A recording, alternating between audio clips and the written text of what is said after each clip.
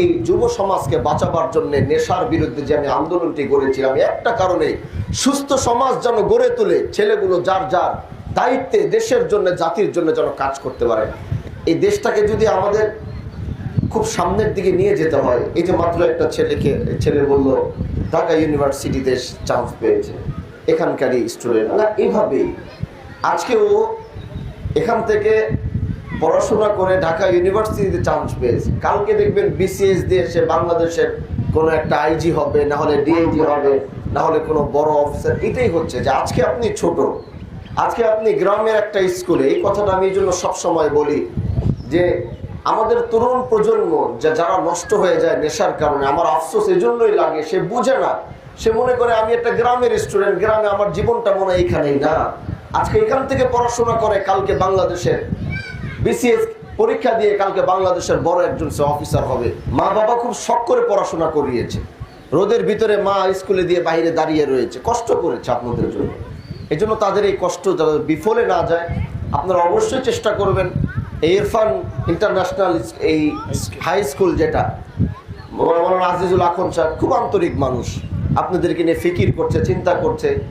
এলাকার শিক্ষার যেই ব্যবস্থাটা করোনার পর ভেঙে গিয়েছে, করোনার পর শিক্ষা বলতে বাংলাদেশে আর কিছু পাওয়া যাচ্ছে না। ছেলেরা একটু বড় হলেই বিদেশে যাওয়ার জন্য পাগল হয়ে যায়, পড়াশোনা বাদ দিয়ে দেয়। বিশেষ করে আমার শিবচরে আমি যতটুকু অ্যানালাইসিস করে বুঝলাম যে আমার শিবচরের ছেলেরা পড়াশোনা করতে চায় না, কিছু পড়াশোনা করেই বাস লিবিয়ার লাইন ধরে কিভাবে ইটালি চলে যাবে, ফ্রান্স চলে যাবে, সেই চিন্তায় ব্যস্ত হয়ে যায়। এজন্য শিক্ষার হারটা আমার শিবচরের অবস্থা বড় করুন। এজন্য আমি আপনাদের কাছে অনুরোধ করব, একটি কথা মনে রাখবেন, শিক্ষা কখনো বিফলে যায় না। এজন্য এটাকে দূর করা, এটার থেকে নিজেকে সরিয়ে নেওয়া খুব বড় কিছু নয়। শিক্ষা আজকে না হয় কালকে আপনার লাগবে। শিক্ষিত মানুষের দাম এমনি সমাজে থাকে। আমরা যখন 4-5 জন কোনো বিশেষ কাজে বসি, তখন আমরা চেষ্টা করি যে এখানে মধ্যে শিক্ষিত ছেলেটা কে আছে, তাকে নিয়ে কাজটা করা যায় কিনা। শিক্ষার দাম সব জায়গায় পাওয়া যায়।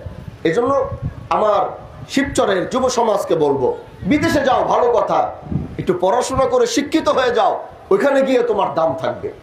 এজন্য আমরা চেষ্টা করব, করোনার পরে আমাদের শিক্ষার যে মানটি কমে গিয়েছে, এবার জাতীয় সংসদ নির্বাচনের পরে আমরা জাতীয় সংসদের বিষয়গুলো নিয়ে খুব মজবুত আলোচনা করব। শিক্ষামন্ত্রী এবার যিনি হয়েছে, তিনিও দেখলাম যে শিক্ষা নিয়ে এবার খুব সিরিয়াস আছেন। এজন্য আমরা তাদের সাথে হাতে হাত মিলিয়ে, কাঁধে কাঁধ মিলিয়ে আগামীর বাংলাদেশের সেই আগের পড়াশোনা শিক্ষা ব্যবস্থা, এটাকে আমাদেরকে ফিরিয়ে আনতে হবে। আপনারা ভালো মতো পরীক্ষা দিবেন, আল্লাহর কাছে দোয়া করি খুব ভালো রেজাল্ট যেন আপনারা নিতে পারেন। এই ইরফান ইন্টারন্যাশনাল হাই স্কুলের নাম যেন পূর্ণ থাকে, সমাজে যেন এই নামটা, উনি যেন আর আজিজ ভাই যেন আরও ভালো কাজ করতে পারে। আর তিনি কিছু কথা আমাকে ইঙ্গিতে বলেছেন, আমি নোট করেছি। ইনশাআল্লাহ এগুলো তো আমি আমার টাকা দিয়ে করব না, সরকার টাকা দিবে, এগুলোর জন্য ফান্ড আসবে। আপনি আমার কাছে আমার বরাবর একটি চিঠি দিয়ে রাখবেন, যখনই কোনো ফান্ড আসবে আমি সর্বোচ্চ চেষ্টা করব এখানে ভালো মানের একটা স্কুল হোক, পড়াশোনা হোক। পড়াশুনো দিয়ে কথা, এর জন্য আমি একটা এমপি হিসাবে আমার দেশের বাচ্চাগুলোর পড়াশোনার উন্নতির জন্য, তাদেরকে পড়াশোনায় মনোযোগী করার জন্য আমার যা যা করা প্রয়োজন আমি তার থেকে বেশি করার চেষ্টা করবো ইনশাআল্লাহ।